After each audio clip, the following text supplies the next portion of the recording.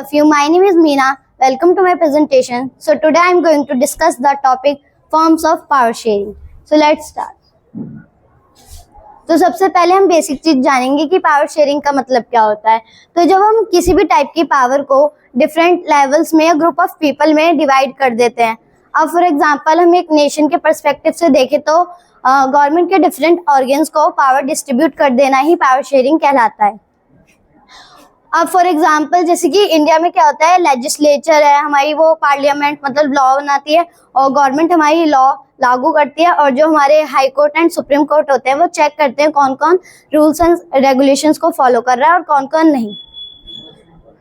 उसके बाद आता है कि मतलब हमने देखा पावर शेयरिंग क्या होती है और कैसे करते हैं। तो लेकिन पावर शेयरिंग इम्पॉर्टेंट क्यों होती है, मतलब why power sharing is desirable. तो इसके जैसे काफी सारे रीजंस हो सकते हैं। हमने एक अपनी बुक में पढ़ा है श्रीलंका का एग्जाम्पल। उसमें क्या था, जब श्रीलंका आजाद हुआ था तो फिर सारी पावर्स जो थी अपनी कंट्री के वो सिन्हाला लीडर्स के पास आ गई थी, यानी पावर वन हैंड में चली गई थी। और जब पावर जब भी वन हैंड में चली जाती है तो उसका यूज की जगह मिस यूज होता है, ज्यादा चांसेस है।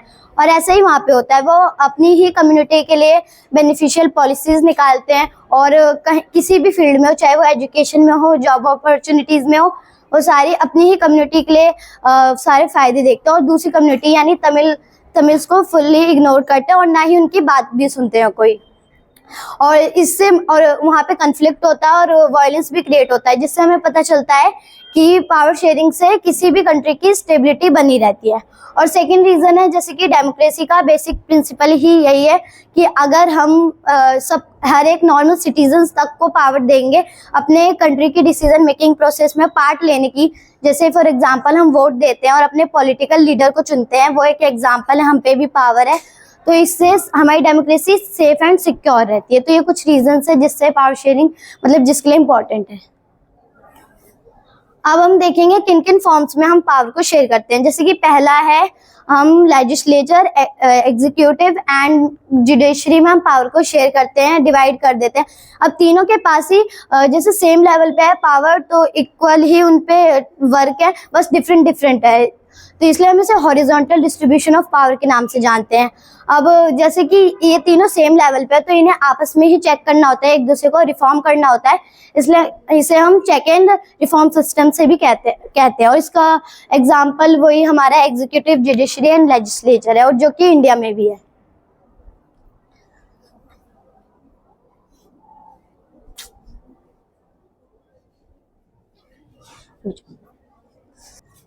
नेक्स्ट है हमारा पावर को डिफरेंट लेवल्स में डिवाइड कर देना।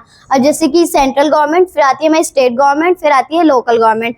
हम ऐसे लेवल वाइज शेयर कर देते हैं पावर, जिससे कि हर एरिया में उसकी दिक्कतें जो है सॉल्व हो सके। बस इसमें क्या होता है, पावर डिक्रीज होती जाती है लेवल वाइज, और अब जैसे कि इसमें लेवल वाइज पावर बढ़ती है तो इसलिए हम इसे वर्टिकल डिवीजन कहते हैं। सेंट्रल गवर्नमेंट के पास पावर बस इसलिए ज्यादा रहती है क्योंकि उन पे पूरे कंट्री की जो है एक रिस्पॉन्सिबिलिटी रहती है, और इसे हम फेडरलिज्म सिस्टम नाम से भी जानते हैं। नेक्स्ट है हमारा सोशल ग्रुप्स के बीच में बांट देना पावर।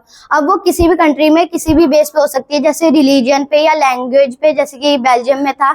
तो अब उस बेस पे पावर शेयर कर देना, मतलब उनके सोशल ग्रुप्स को पावर दे देना। वहाँ पे भी उन्होंने क्या करा था, सेंट्रल गवर्नमेंट में तीनों कम्युनिटी के इक्वल रिप्रेजेंटेटिव खड़े कर दिए थे, जिससे किसी को भी कोई दिक्कत ना हो, और एक अलग से कम्युनिटी गवर्नमेंट बना दी थी। जैसे वो अगर अपनी कम्युनिटी से रिलेटेड कोई भी इशू फेस करते हैं तो वो उसे अपनी लीडर्स के थ्रू सॉल्व करा सके, तो मतलब उन्हें कोई दिक्कत नहीं आएगी।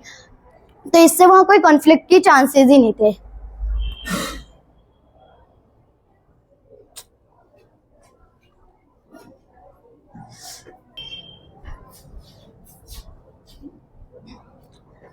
अगला हमारा पॉलिटिकल पार्टीज के बीच में। तो जैसे कि अब जो हमारी पॉलिटिकल पार्टीज होती है वो ही आखिर में इलेक्शन विन करके जो है पावर लेती है, लेकिन उन पे कोई बेसिक पावर पहले से भी रहती है, जैसे कि वो अपनी पॉलिसीज और जो वादे हैं वो जनता के सामने रख सकते हैं फेयर तरीके से। और अगर उन्हें इलेक्शन से पहले कोई अलाइन गवर्नमेंट बनानी है या इलेक्शन के बाद कोई मेजोरिटी पार्टी नहीं जीतती है तो वो कोalition गवर्नमेंट भी बना सकते हैं। ये कुछ पावर होती है पॉलिटिकल पार्टीज के पास। अब इंडिया में जैसे कि पावर जो है ड्यूटीज 3 ब्रांचेज में शेयर होती है और तीनों ही इंडिपेंडेंट है, लेकिन जैसे कि अभी हमने बात कही थी कि तीनों को आपस में भी चेक करते रहना होता है कि कौन अच्छे से काम कर रहा है और कौन नहीं। तो इसके मेजरली मतलब 2 से 3 बस ड्रॉबैक्स है कि मतलब जो कभी कभार पॉलिटिकल लीडर्स के बीच में अगर कुछ पर्सनल इश्यूज हैं या फिर ऐसे कन्फ्लिक्ट हो जाते हैं तो वो उस एरिया को भी फेस करना पड़ता है वो इशू, और डिसीजन मेकिंग प्रोसेस में भी स्लो हो सकता है। जैसे कि चीजें डिस्ट्रीब्यूट होती है तो उन्हें कलेक्ट करने में टाइम लगता है। So that's it. लेकिन पावर शेयरिंग से क्या होता है कि माना हमने सुना है कि डिवाइड करने से चीजें जो है वीक हो जाती है, लेकिन हमारी कंट्री के पर्सपेक्टिव से ऐसा नहीं होता। अगर हम चीजों को डिवाइड करते हैं, पावर को डिवाइड करते हैं बेसिकली, तो हमारी डेमोक्रेसी सेफ रहती है। Thank you.